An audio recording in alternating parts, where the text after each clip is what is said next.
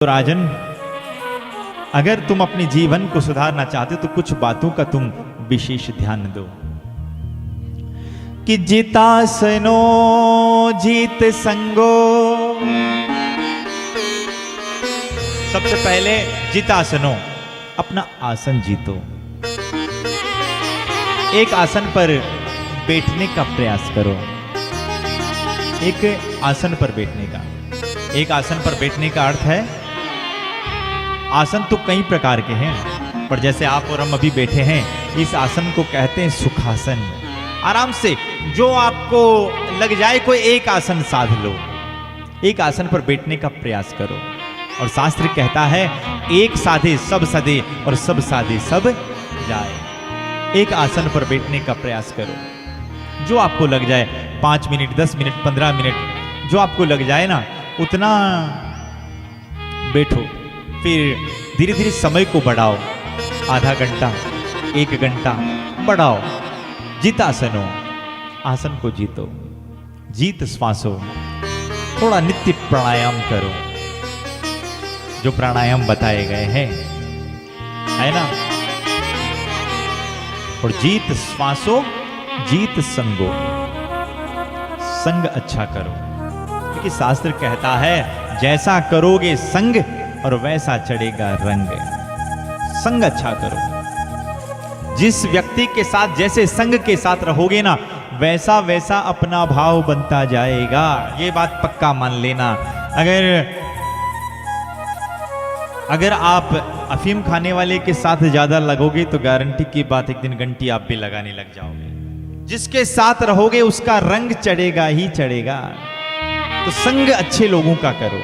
जो अपना कल्याण चाहता है उसके लिए ये कथा है भाई। जो केवल मौज मौजने के लिए और आनंद के लिए कह रहे हैं कि वो जीवन 4 दिन का मिला है, उनके लिए नहीं। जो अपने जीवन में वास्तव में जो कल्याण चाहते हैं, ये कथा उनके लिए है।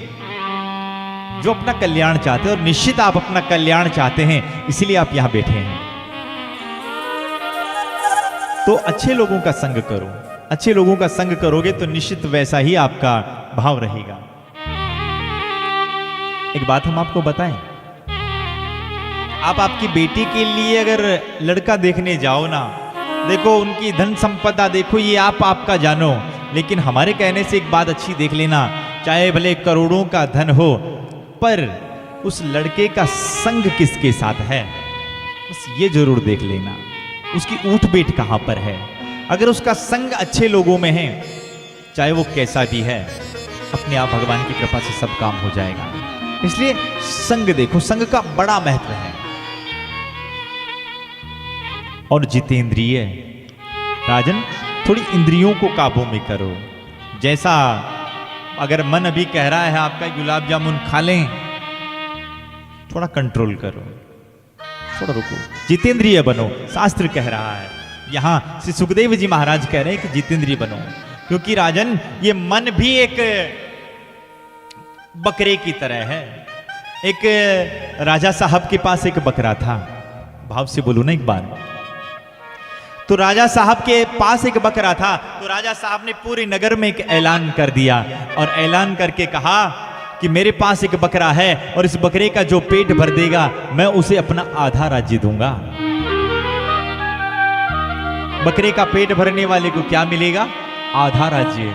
हर कोई कान में सुने, और बात सुनकर सब लोग यही कहने लगे, राम राम, ये क्या? बकरे का पेट भरने वाले को आधा राज्य। हर कोई, अरे हम भरते हैं बकरे का पेट। बस एक व्यक्ति गया अपने घर से 5-7 किलो का दलिया बनाकर, और बड़े आनंद बड़े भाव के साथ गया आराम से। और जाने के बाद राजा साहब के पास जाकर कहने लगा, राजा साहब आपका बकरा हमें दीजिए, हम आपके बकरे का पेट भरना चाहते हैं। अच्छा, पेट भरना चाहते हो, लेकिन शर्त है। कहा क्या? सांझ को परीक्षा मैं लूंगा कि ये पेट भर चुका है कि भूखा है। ठीक है राजा साहब, बिल्कुल। ऐसा कहकर वो व्यक्ति उस बकरे को ले गया। खूब तो अपना दलिया खिलाया, हरी हरी घास खिलाई, खूब बबूल की पत्तियां खिलाई, खूब सुबह से लगाकर सांझ तक इतना खिलाया कि उसका पेट बिल्कुल ठस हो गया। अब मन में विचार आया कि चलो राजा साहब के पास ले जाएं। बस राजा साहब के पास उस बकरी को ले जाया गया और कहा, राजा साहब करो परीक्षा, मैंने बकरी का पेट भर दिया है। राजा साहब ने कहा, ठीक है, पेट भर दिया है ना, मैं परीक्षा करूंगा। राजा साहब भीतर गए और हरी हरी घास की कुट्टी लेकर आए, और हरी हरी घास की कुट्टी लेकर आए और वो बकरा उस कुट्टी को देखकर चरने लगा। राजा साहब ने कहा, ये क्या, मेरा बकरा तो भूखा का भूखा और तुमने कह दिया पेट भर दिया। ओहो, इतने में वो सज्जन भी हार कर चला गया। 1 दिन 2 दिन 3 दिन 4 दिन जो ले जाए और सांझ को राजा साहब हरी हरी घास दिखाए और बकरा उसे खाने लग जाए। 1 महीने तक उस बकरे का कोई भी पेट ना भर पाया साहब। जो जाए राजा साहब उसकी परीक्षा करे और परीक्षा करने के बाद सांझ को परीक्षा करे और बकरा भूखा का भूखा। बस तो 1 महीने तक कोई भी सज्जन उसका पेट ना भर पाया। तो एक कोई सत्संगी जीव था, उसने कहा मैं करूं इस राजा साहब की बकरे की, एक बार मैं भी तो ले जाऊं और इसका पेट भरने का मैं भी प्रयास करूं। सत्संगी जीव पहुंच गया राजा साहब के पास और राजा साहब को कहा, राजा साहब एक काम करिए, आपका बकरा हमें दीजिए। राजा साहब ने कहा, ठीक है ले जाओ, पर परीक्षा मैं करूंगा। ठीक है, आराम से कर लेना। अब वो ले गया सत्संगी व्यक्ति उस बकरे को। जो ही राजा साहब के महल के बाहर गया और उसने सबसे पहले एक लकड़ी तोड़ी, बांस की हरी हरी लकड़ी, और उसे खुला बांध दिया। और बांधने के बाद जो ही बकरे के पीछे लग गया वो, जो ही बकरा चरने का प्रयास करे सजनों, और राजा साहब का जो वो बकरा था चरने का प्रयास करे और धड़ाम से उसके मुंह पर मारे। चरने का प्रयास करे और सत्संगी व्यक्ति धड़ाम से उसके मुख पर मारे। 1 बार 2 बार 3 बार 4 बार 5 बार, सुबह से लगाकर सांझ तक 1 तिनका तक नहीं चरने दिया, 1 तिनका तक। और सुबह से लगाकर सांझ तक 1000 डंडे उसके मुंह पर मार दिए। भाव से बोलो ना एक बार, 1 तिनका तक नहीं चढ़ने दिया, सांझ तक 1000 डंडे जब उसके मुख पर मारे ना। अब लगभग 6 बजे उस बकरी को खोला और राजा साहब के पास ले गया और राजा साहब को कहा, राजा साहब करो परीक्षा, मैंने आपके बकरे का पेट भर दिया है। भर दिया है? कहा हाँ। बस राजा साहब ने कहा, ठीक है मैं परीक्षा करूं। भीतर गए राजा साहब और राजा साहब ने भीतर से हरी हरी घास की कुट्टी लेकर आए, बचका लेकर आए और लाकर जो ही राजा साहब ने उस बकरे के पास ले गए ना, तो बकरे ने सोचा, राम राम, सुबह से मामला गड़बड़ हो रहा है, अभी और खाऊंगा तो और ज्यादा नहीं पड़ जाए। अब राजा साहब तो हाथ को करे लंबा और बकरा जाए पीछे डर से, क्योंकि सुबह से लगाकर सांझ तक मुंह पे इतनी पड़ी है कि डर गया। अब राजा साहब तो करे हाथ को लंबा ले खाना और बकरा डर कर पीछे जाए, राजा साहब करे हाथ को लंबा और बकरा डर कर पीछे जाए। अब अंत में राजा साहब ने कह दिया, वाह तूने मेरे बकरी का पेट भर दिया, आधा राज्य तुम्हारा। एक बात हम आपको कहें, ये कथा केवल बकरे की नहीं है, हम सब की है।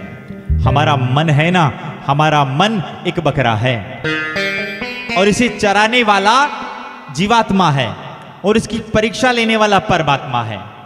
अगर हम अपने मन रूपी बकरे को चाहें कि भोग से तृप्त कर दें भैया, तो भोग से तृप्त होने वाला नहीं है, क्योंकि शास्त्र कहता है, भोगान भुक्ता वयमेव भुक्ता, तपो न तप्तम वयमेव तप्ता, तृष्णा न जीर्णा वयमेव जीर्णा, कालो न यातो वयमेव याता।